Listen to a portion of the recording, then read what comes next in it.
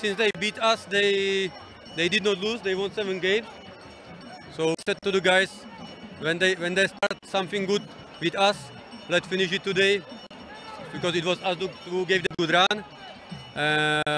Coach of Nairobi City Stars is doing a good job. I believe he will go to some bigger club after this season.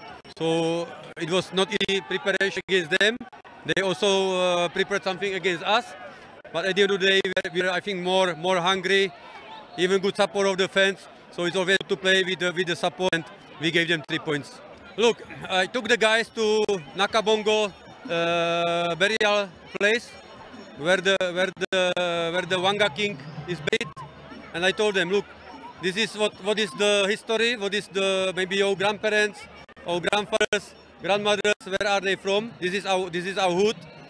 And I think it helped us, because now we know that the players know why we are Leopards, and the players know why we have the Leopard skin on the jerseys, and they did fight for it today.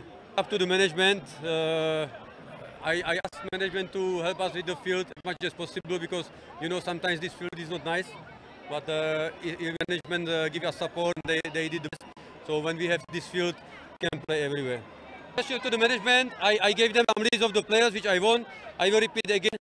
I wanted 1 or 2 central defenders, maybe 1 midfielder, definitely 1 striker. So if management will succeed, I will be happy.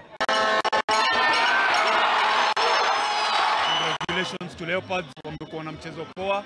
Leo game plan yetu haijaingiana kabisa. Nadhani Leopards wametudominate leo, na congratulations to them. Hatuku defend vizuri, out of mistakes tumeconcede, but hizo ni vitu bado tutaendelea kuwakia na tumekisha match.